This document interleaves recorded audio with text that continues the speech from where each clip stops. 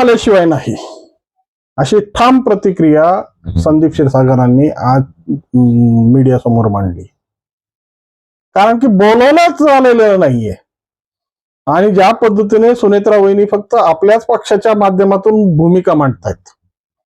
मी बीडचा स्थानिक आमदार आहे आणि ज्या पद्धतीने या बीडच्या सगळ्या ज्या कार्यक्रमाचं उद्घाटन आहे किंवा जो काही विकास कार्यक्रमाचा ज्या काही परिस्थिती आहेत त्या प्रोटोकॉलनुसार मी स्थानिक आमदार असल्यामुळं मला विश्वासात घेतल्याशिवाय या गोष्टी करता येणार नाहीत असा शासकीय प्रोटोकॉल आहे. परंतु या सगळ्या गोष्टींना दुजोरा देत सुनेत्रा वहिनींचे पीए देशमुख आणि जिरे हे आपल्या मनमानी कारभाराचा प्रयत्न करतायत आणि आपल्या ज्या लोकांचा बीडमध्ये काहीही हस्तक्षेप नाही, बीडमध्ये त्यांचा काहीही संदर्भ नाही, अशांना बीडमध्ये प्रमोट करतायत असा स्पष्ट आरोप संदीप क्षीरसागरांनी आज पत्रकार परिषदेत लावला. वास्तविक स्वरूपात ज्या पद्धतीने संदीप क्षीरसागरांनी हा प्रश्न मांडलाय तो प्रश्न रास्त आहे. कारण की 30 लाख लोकांचं प्रतिनिधित्व करणारे संदीप क्षीरसागर या लोकांनी संदीप क्षीरसागरांना निवडून दिलाय आणि हे निवडून दिल्यानंतर ज्या पद्धतीने बीड मतदारसंघामध्ये विकासाची भूमिका मांडली जाते, भलेही ते कंकालेश्वर मंदिराचं तिथलं भूमिपूजन असेल, ज्या पद्धतीनं ते तारांगणाचा प्रश्न असेल, ज्या पद्धतीने क्रीडांगणाचा प्रश्न असेल, प्रत्येक ठिकाणी मग तिथं स्थानिक आमदार का दिसत नाहीत म्हणजे संदीप क्षीरसागर सगळ्यात मोठा सवाल आहे. आणि ज्या पद्धतीने नगरपालिकेची खिचडी झाली आणि दादांच्या शब्दावर बेडकरांनी राष्ट्रवादी अजितदादा गटाकडे ही नगरपालिका सुपूर्द केली. पण आज परिस्थिती काय, जे 20 दिवसाला येणारं पाणी ते 10 दिवसावर आणलं होतं, आता परत बीडकरांना 20 दिवसाची वाट पाहावी लागते. अशा सगळ्या प्रश्नांना उभे करत खऱ्या अर्थानं ज्या पद्धतीने हा मनमानी कारभार चाललाय याच्यावर चांगले संतापलेत.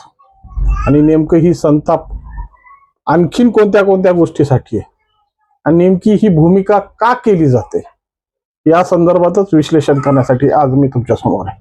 नमस्कार मित्रांनो, मी राजेश दुबे, मंथन मध्ये आपलं स्वागत आहे. संदीप क्षीरसागर बीड मतदारसंघाचे आमदार आहेत.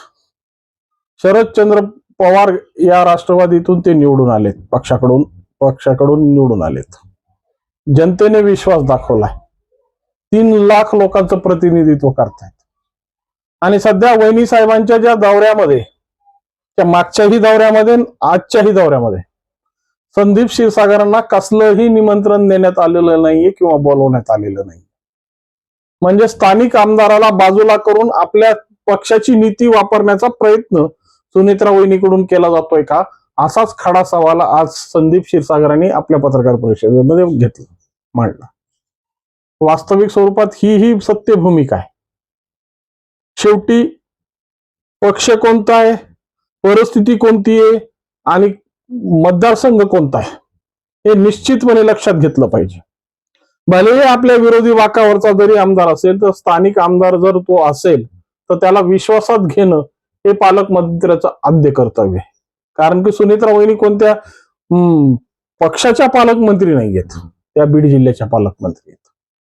या सगळ्या बीड जिल्ह्याच्या जनतेचा पालकत्व त्यांच्याकडे देण्यात आलाय. मग कोण पक्षाचा, कोण आपला, कोण परका हा भेदभाव करता येणार नाही. परंतु सध्या ही खिचडी चांगल्याच पद्धतीने शिजवली जाते. ज्या पद्धतीचे मनसुबे आणि ज्या पद्धतीची परिस्थिती मांडण्याचा प्रयत्न बीड मतदारसंघामध्ये करण्यात येतोय, येणाऱ्या विधानसभेमध्ये एक नवीन समीकरण मांडण्यासाठी बीड मतदारसंघाचा वापर करण्यात येतोय. आणि मग आपल्या पक्षाकडे ज्या पद्धतीचं हे पालकमंत्री पद आहे तर ह्याचा जो फायदा आहे तो फायदा घेण्याचा चांगलाच प्रयत्न सुरू आहे. खऱ्या अर्थानं ज्या काही विकास कामाची आराखडे बीड मतदारसंघामध्ये होणार आहेत, जी भूमिपूजन बीड मतदारसंघामध्ये होणार आहेत, ज्या विकास आराखड्याच्या बैठका घेण्यात येणार आहेत त्या बैठकांना संदीप क्षीरसागरांना निमंत्रित करणं किंवा बोलवणं हे राजशिष्टाचाराचा विषय आहे, प्रोटोकॉलचा विषय आहे. कारण की स्थानिक जर आमदार पुढे नसेल मग त्या प्रश्नाची खऱ्या अर्थानं त्या भूमिका मांडणार कशा. आणि या परिस्थितीमध्ये मग जी परिस्थिती पक्षांकडून आणली जाते जी परिस्थिती सुनेत्रा वहिनींच्या पीएन कडून आणली जाते. आता हे देशमुख आणि जिरे नेमकं काय शिजवतायत बीडमध्ये आणि नेमकं काय यांना मांडायचंय. भलेही तुम्ही पक्षीय भूमिकेत तुम्ही काहीही निर्णय घ्या, तो तुमचा अधिकार आहे. पण जेव्हा सरकार म्हणून तुम्ही भूमिका घेतायत, मग ज्या पद्धतीने सहाहीच्या सही आमदारांना विश्वासात घेतल्याशिवाय पुढच्या भूमिका आखता येत नाहीत. मग गेल्या वेळेसच्या डीपीडीसीच्या बैठकीमध्ये सुद्धा संदीप क्षीरसागर डीपीडीसीच्या बैठकीपुरते उपस्थित होते, पण नंतर जे जे काही उद्घाटन कार्यक्रम झाली, जे आढावा बैठका झाल्या, जिथं जिथं अधिकाऱ्यांच्या बैठका घेण्यात आल्या, त्या संदर्भात संदीप क्षीरसागरांना इन्व्हॉल्व्ह करण्यात नाही आलं. मग हा सावत्रपणा का? कारण की वास्तविक स्वरूपात शासकीय भूमिकेत हा सावत्रपणा करता येत नाही. पक्ष म्हणून तुम्ही तुमच्या पक्षाचे कार्यक्रम असेल त्या ठिकाणी संदीप क्षीरसागरांचा काही रोष नसणार आहे, पण वास्तविक स्वरूपात ज्या पद्धतीच्या स्थानिक परिस्थितीमध्ये तुम्ही ज्या पद्धतीने त्यांना डावलतायत, त्यांना विश्वासात न घेता जी काही भूमिका मांडण्याचा प्रयत्न आहे, तुम्ही ज्यांना ज्यांना रिप्रेझेंट करण्याचा प्रयत्न करताय, वास्तविक स्वरूपात त्यांचा बीड मतदारसंघाशी काही संबंध नाही. मग या सगळ्या गोष्टी कुठील कारस्थान का? आज ह्या सगळ्या प्रश्नांची उत्तरं खऱ्या अर्थानं सुनेत्रा वहिनींना पडली पाहिजेत. आमदार म्हणजे कोणता कार्यकर्ता नसतो की त्या कार्यकर्त्याची नाराजगी पुन्हा कोपऱ्यात घेऊन तुम्ही सोडवू शकता. जेव्हा जनप्रतिनिधीमध्ये तुम्ही ताफ्यांमध्ये ज्या बैठकांमध्ये ज्या पद्धतीने वावरता, मग स्थानिकचा आमदार भलेही कोणत्याही पक्षाचा असेल, त्याला विश्वासात घेणं हे आद्य कर्तव्य पालकमंत्र्यांचं आहे.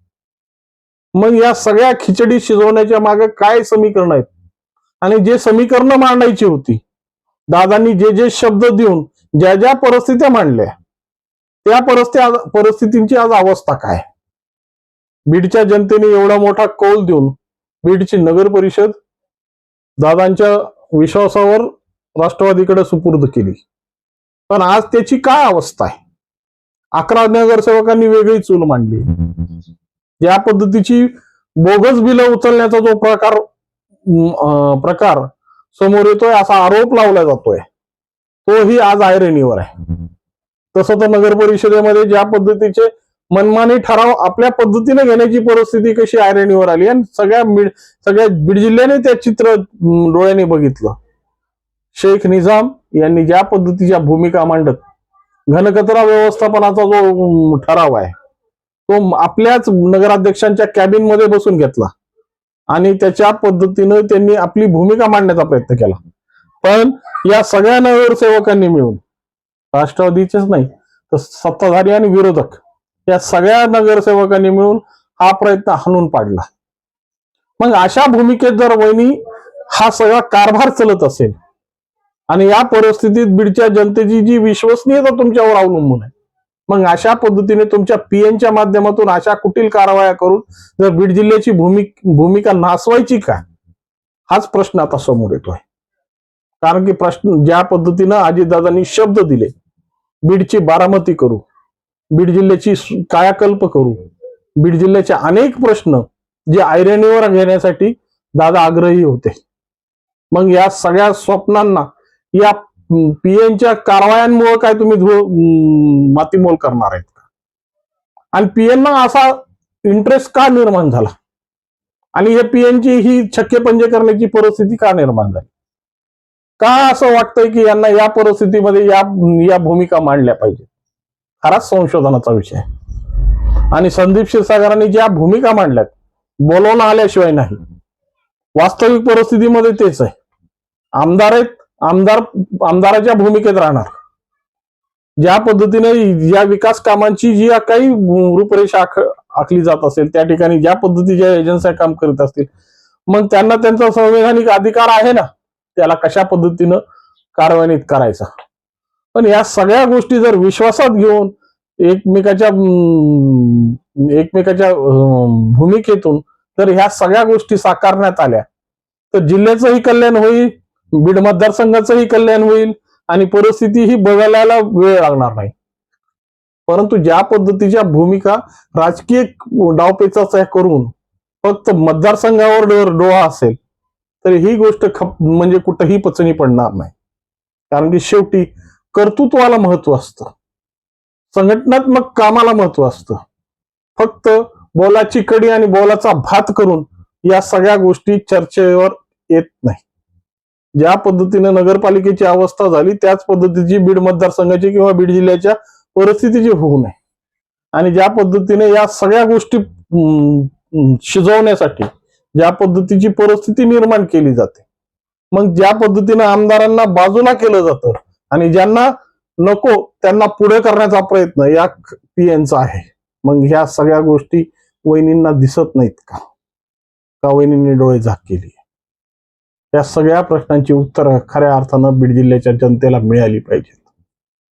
भलेही आमदार धनंजय मुंडेंच्या संदर्भात ज्या परिस्थित्या मांडल्या जातात, ज्या पद्धतीनं कुरघोड्या करून या सगळ्या गोष्टींना, कारण की या कुरघोड्या करणारे कोण आहेत? आप्त स्वकीयच आहेत.